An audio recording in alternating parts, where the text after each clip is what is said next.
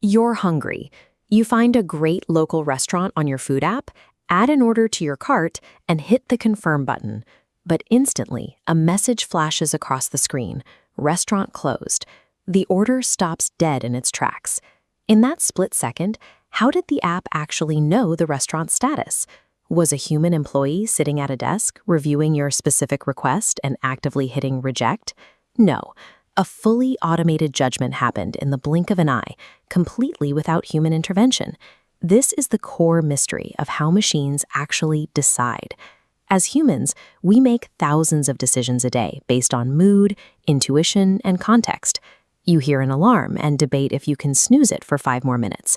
A friend asks for a treat, and you check your wallet to see if you can afford it.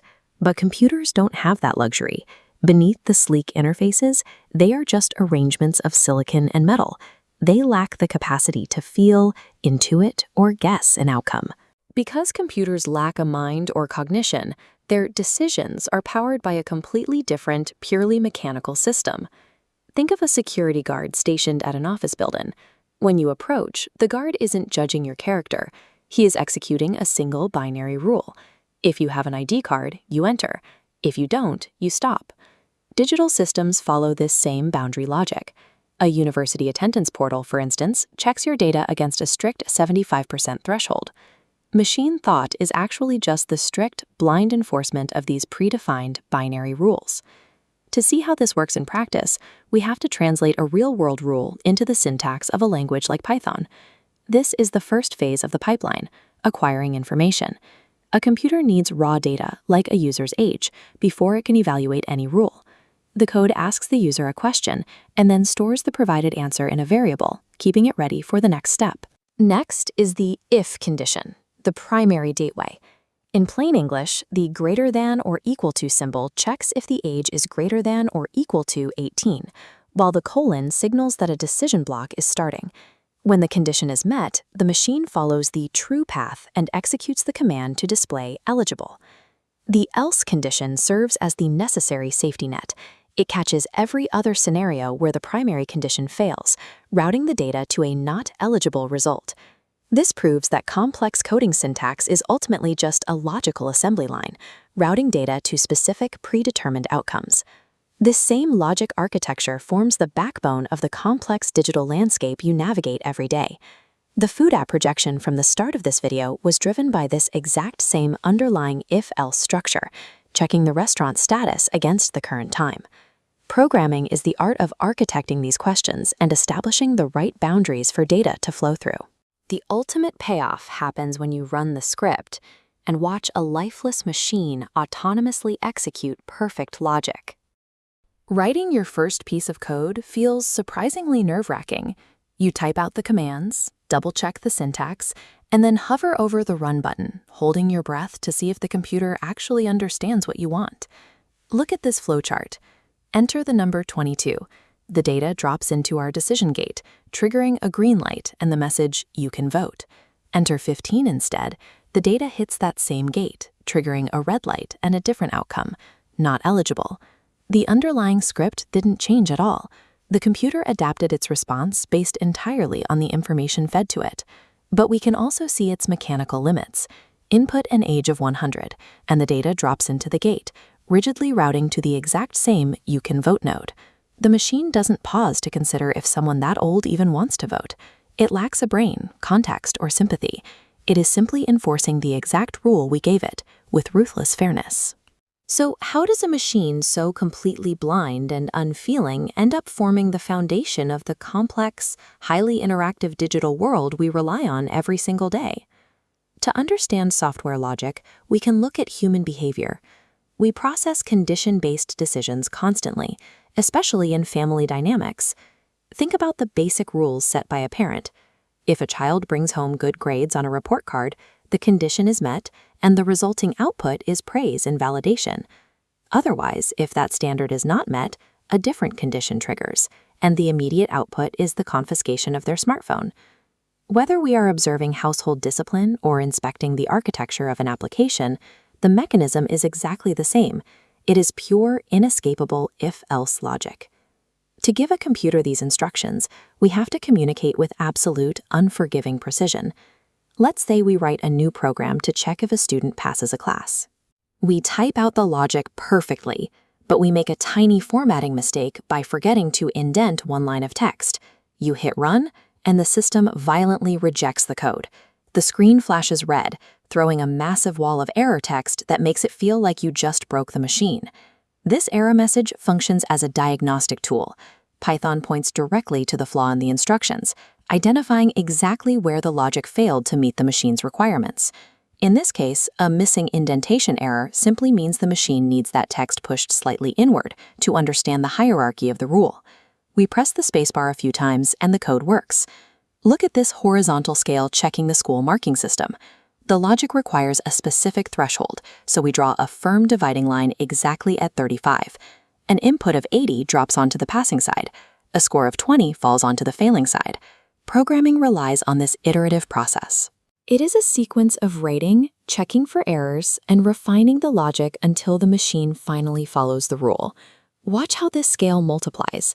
That tiny 4-line pass-fail checker uses the exact same architectural logic as enterprise school management software, processing hundreds of thousands of students simultaneously. We can scale this further by looking at the hidden mechanics of the YouTube recommendation algorithm. Every single time a viewer clicks a video, the platform has to make a split-second decision on what piece of content to serve up next to keep them engaged. The algorithm treats your watch history, specific interests, and retention time as data points. These function as individual conditions feeding into a central logic gate. Behind the polished interfaces of the world's largest platforms, these simple if-else decisions are firing millions of times every second. The most intimidating technical systems operate entirely on incredibly simple, foundational logic applied at scale. But understanding the concept is only the first step. You cannot internalize code through passive watching. It requires active creation. So pause this video, open your editor, and build your own program that asks a user for their age and outputs whether they are an adult or a minor. Master this simple rule, because next we are going to use it to construct a secure login and password system. Every time you open your favorite app, it feels like the system actually knows you. It serves up the exact content you want, always anticipating your next move like a living, breathing mind. But beneath that surface, there is zero intuition. Computers lack the capacity for feeling or independent thought. The machine treats every user with total indifference. Whether you are a global CEO or a student logging in from a dorm room, the rules remain exactly the same. Digital systems operate through a series of cold, binary choices. They evaluate specific rules and produce a definitive result: accept or reject, true or false. We can trace the logic of even the most complex systems back to a single starting point: the basic login screen. Imagine you're typing your username and password into a portal. Pavan, password 1234. You hit enter. This is a fundamental if-else statement. It is a logical fork in the road. If the password matches the database exactly, the system allows access. Otherwise, the else condition triggers a denial. This mechanism governs your friend's phone when they type your Wi-Fi password incorrectly. The software doesn't interpret their intent. It simply sees that the input failed the rule and rejects the connection. Every digital interaction is governed by this binary law. It is the basic architectural unit of the modern world. Platforms like Netflix appear to guess your movie preferences, but they aren't using intuition or facial recognition. The system layers these gates to evaluate your behavior. It checks if you watched a specific genre for over an hour, or if you skipped the credits. Each yes or no brings the algorithm closer to a final recommendation. Shifting over to an e-commerce site, the same logic manages inventory. If a product count is greater than 0, the Buy Now button stays active. If the count hits 0, the logic triggers an out-of-stock message. A mapping app uses an identical framework to navigate traffic. If a sensor reports heavy congestion on the main road, the app triggers the alternative route logic. From entertainment to logistics, every sophisticated application is a massive collection of these stacked conditional rules. This raises the question of whether an advanced AI, like ChatGPT, follows the same rigid binary path. In a sense, it does. Large language models don't have flashes of insight. They execute a decision-making process at a scale involving billions of parameters. Instead of a single password check, an AI weights the relationship between words. It traverses 1 trillion decision points, comparing grammar, context, and intent to calculate exactly which word has the highest statistical probability of coming next. The intelligence we perceive is the result of that basic Wi-Fi password logic being scaled up to process billions of simultaneous variables. Artificial intelligence is a composite architecture built from small, transparent concepts. Every system relies on the same core components. Inputs provide the data, variables store it, and conditional logic directs the flow towards an output. These individual units form programs. Connected programs create applications. And when those applications are scaled with massive datasets, they become AI. Programming proficiency comes from learning to integrate these separate building blocks into a single, cohesive system. You can see this for yourself by building a miniature logic system. Try writing a script that checks for an admin password and grants access only when the input is exact. Technical understanding is developed through the act of typing code, encountering errors, and manually fixing the logic. Focus on incremental progress. Real growth is found in understanding a concept today that was confusing yesterday. The complex systems of the future are built on the simple foundations you are learning right now. The logic is a tool, and you are learning how to use it. Next 5 minutes, we are going to build a dynamic grade calculator. You are going to transition from simply using these systems to actually architect one. Day 1, we stored data with variables. Day 2, we captured information with input. Day 3, we displayed results with output. Right now, these are static blocks. Logic activates these layers. The machine now evaluates specific conditions to determine its next action. Open your development environment, whether that's VS Code or Replit. We are going to start building immediately. Programs are engineered by stacking these absolute logical rules on top of structured data. By understanding these conditions, you are assembling the foundation that more complex, autonomous systems depend on. Create a new file in your workspace and name it gradechecker.py. Write this initial line of code. We are setting up a prompt to capture the user's raw numerical score. When a user types a number into that prompt, the computer initially reads it as raw text. A computer cannot perform mathematical logic on standard text characters. That is why we wrap the input in the int function. It transforms those text characters into actionable mathematical data. If we skip this step and try to run logical checks on text, the system will immediately crash. Now we write the program's first active rule. We need to check if the captured marks exceed 90. Syntax requires absolute precision here. We write if marks greater than 90, ending with a crucial colon. Notice the indent on the next line. That empty space acts as a strict boundary, mapping which print command belongs to this specific rule. The computer possesses zero intuition about what a grade actually is.